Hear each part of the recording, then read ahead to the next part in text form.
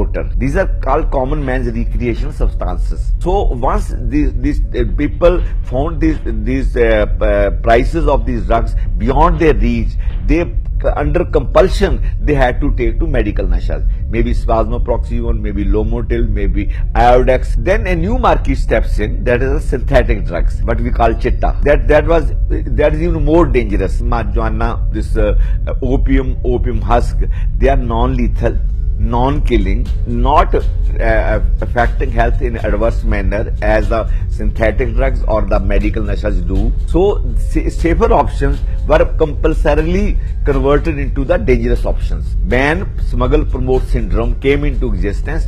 Mafia came into existence. That mafia spread its fangs all across the world, and now the world is grip of drug mafia. People who are using small amount of opium or opium husk or marijuana, they are languishing in jail for tens of years for no big fault. They are not criminals. This premises, I am advocating that these traditionally used recreational substances should be given to the people at nominal rates through government agencies under the guidance of doctors, psychologists, clinical psychologists and social workers, and then a committee should be formed which through education will pursue them gradually to come out of these drugs. So their place is not in jails or in courts or in thanas. It is 10-year punishment for first offence and 20-year punishment for the second offence, and even per person, if the judge wishes, there is a death sentence provision also in the NDPS Act. So draconian is the law. So this law has not served its purpose. It has produced results exactly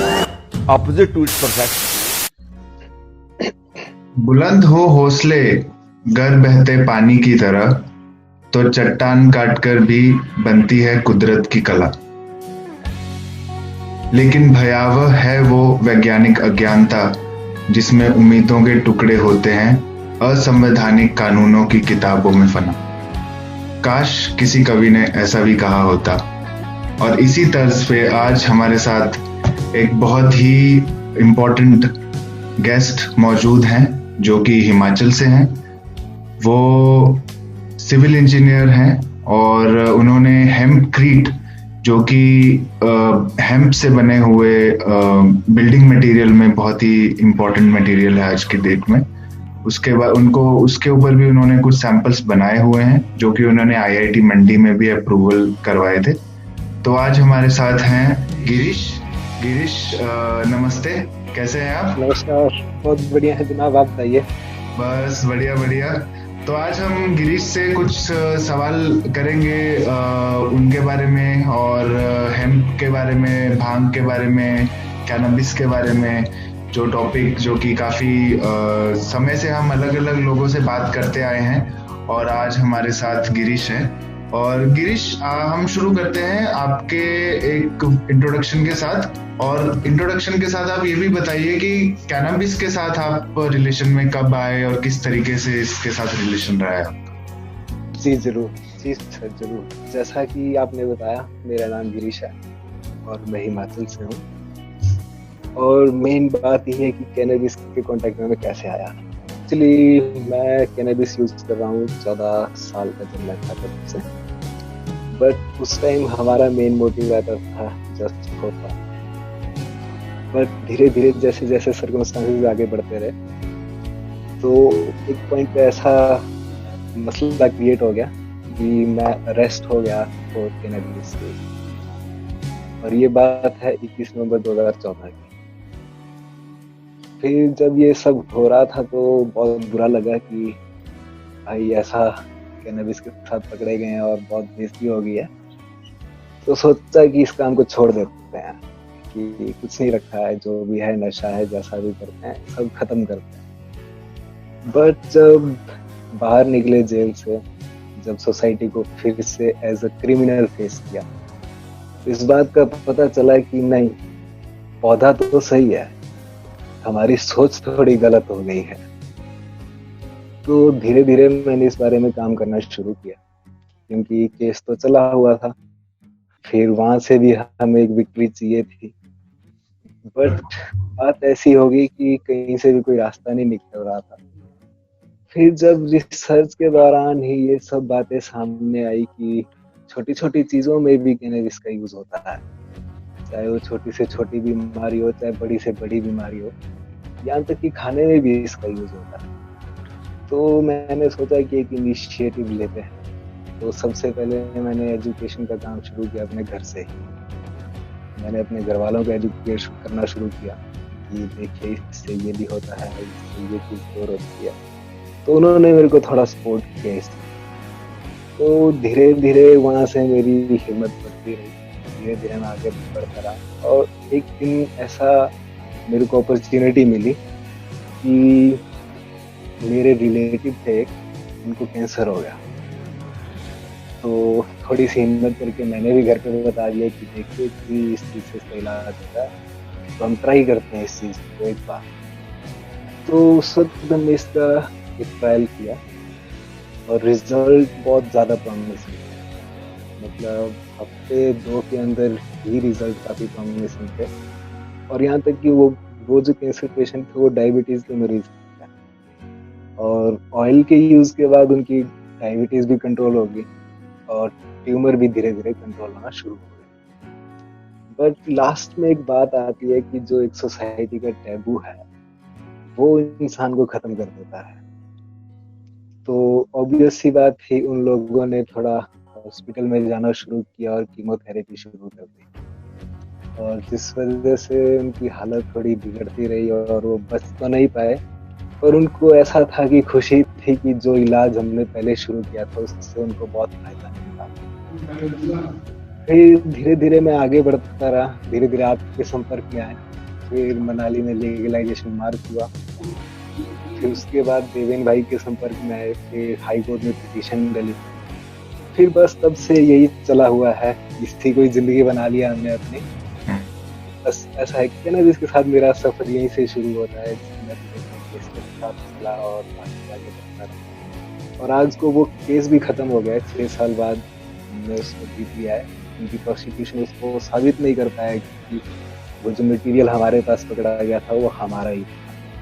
तो वो भी एक victory थी मेरे लिए बहुत बड़ी, क्योंकि 6 साल की लड़ाई, कानूनी लड़ाई, बहुत ही गलत लड़ाई थी। और जो हमने जेल में सहा, सोसाइटी में सहा, वो चीज़ें बहुत गलत हो गई थी। लोग तो शरेआम नशेड़ी तक बोल देते थे, पर हमने हिम्मत रखी। हम चाहते थे कि हम पौधे को भी इंसाफ दिलाएं, और जो लोग फंसे हुए हैं इस चक्कर में गलत तरीकों से, उनको भी इंसाफ दिलाएं। तो ये लड़ाई जारी है और अभी भी जारी ही है, ऐसा है।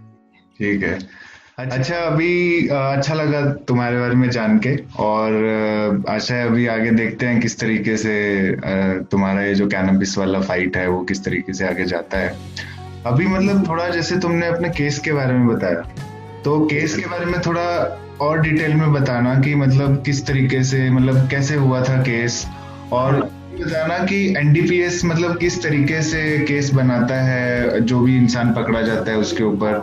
और उसके बाद जो बेसिकली एक इंसान को, जैसे तुमने बोला कि सोशल टैबू बनता है कि लोग नशेड़ी तक बुलाना शुरू कर देते हैं, बेसिकली आउटकास्ट हो जाता है इंसान एक तरह से सोसाइटी। तो वो क्या है मतलब इन सब चीजों में, मतलब जो तुम्हारा एक्सपीरियंस बताओ एक बार पूरा किस तरीके। एक्चुअली हिमाचल में, स्पेसिफिकली हिमाचल में जितने भी एनडीपीएस के केस बनते हैं उन सब की स्टेटमेंट सेम ही रहती है कि लोग आ रहे थे, पैदल आ रहे थे, हमने उनको रोका, उनके पास वो घबरा गए, वो डर गए, वो भाग गए, हमने उनको पकड़ा, उनके पास चरस नहीं। हमारा भी वैसा ही इंसिडेंट था, हमारे भी उन्होंने वैसा ही रिपोर्ट किया।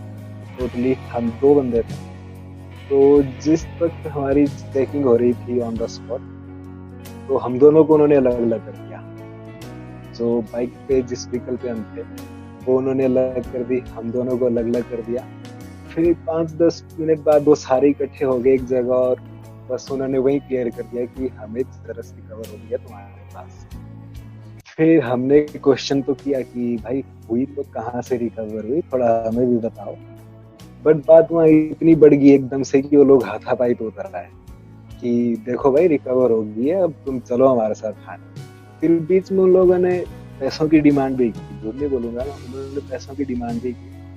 फिर हमने ऑब्वियस सा रीजन दिया कि देखो भाई हम स्टूडेंट हैं और इतना पैसा तो हम नहीं दे पाएंगे, और अगर सफाई की बात है तो मैंने कहा हम कर सकते हैं क्योंकि हमारा नहीं है। बट वो फिर माने नहीं, वहाँ से हमें वो सदर थाने ले गए।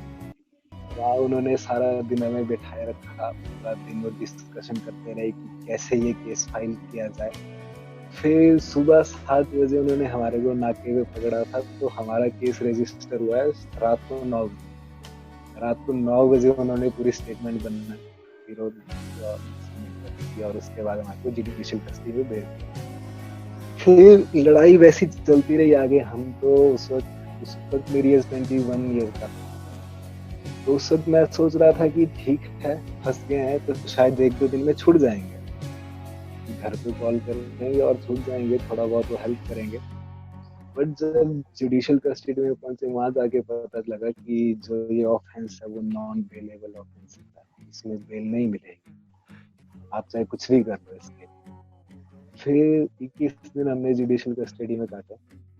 फिर मेरा लास्ट सेमेस्टर था, उस डिग्री का चला गया। फिर थोड़ा प्रेशर उस चक्कर में हमने डाला कि लास्ट सेमेस्टर है, एग्जाम तो देना दो, कि ऐसा है आगे को थोड़ा फ्यूचर सिक्योर हो जाएगा। फिर उस वक्त जो जज थे वो समझ गई ये बात, उन्होंने हमारे को चलो बेल आउट तो कर दिया। बट उसके बाद से असली लड़ाई शुरू हुई, जब कोर्ट जाना पड़ा, हेयरिंग की तारीख पे तारीख, वही चला सिस्टम। हमने सोचा कि 1-2 साल में सब हो जाएगा सिस्टम, बट होते होते ये 6 साल गुजर गए। तो 6 साल में ऐसा है कि जो NDPS हमारा है उसमें सीधी जैसी बात है कि जो क्रिमिनल है उसका तो टाइम वेस्ट करो, वो चाहे कैसा भी क्रिमिनल है। उनकी एक सीधी जैसी सोच होती है, कोर्ट आओ बनाओ, प्रोसेस में चला रहेगा, आज ये तारीख है कल वो तारीख है, बस ये है। फिर इस तरह से परेशान तो बहुत हुए, पर ऐसा था कि लड़ाई तो लड़नी थी ही। फिर धीरे धीरे लड़ते रहे, आगे चलते रहे। पर इसमें NDPS में हमारे बहुत ज़्यादा कमियां हैं। मतलब इसमें आप खुद को प्रूव नहीं कर सकते कि आप गिल्टी नहीं।